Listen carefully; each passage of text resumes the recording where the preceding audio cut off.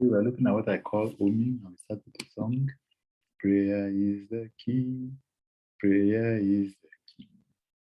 Prayer is the master key. Jesus started with prayer and ended with prayer.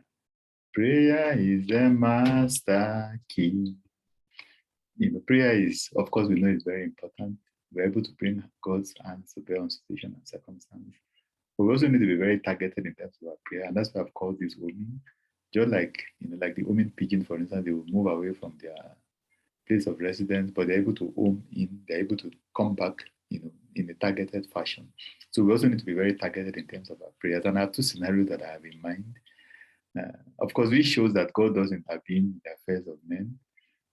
Matthew 27, verse 19, while he was sitting on the judgment seat, his wife sent to him, saying, I have nothing to do with that just man, for I've suffered many things today in a dream because of him. So God can actually speak to people in the dream so that they take the right decision.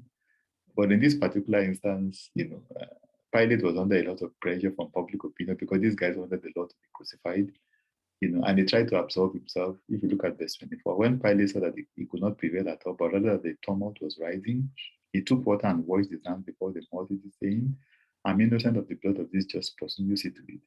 So God can actually speak in a dream, but in this particular instance, because of public opinion, he didn't do, what the divine intervention was intended to accomplish.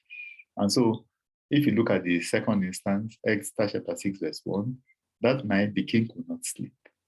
So, one was commanded to bring the book of the records of the Chronicles, and they were read before the king. And it was found written that Mordecai had told of Bigthana and Teresh, two of the king's eunuchs, the doorkeepers who had sought to lay hands on King Ahasuerus. Then the king said, what honor or dignity has been bestowed on Mordecai for this?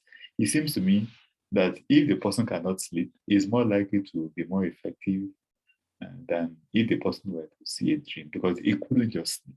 And he had to check the records. And it was on the eve of Mordecai's downfall that this intervention has resulted.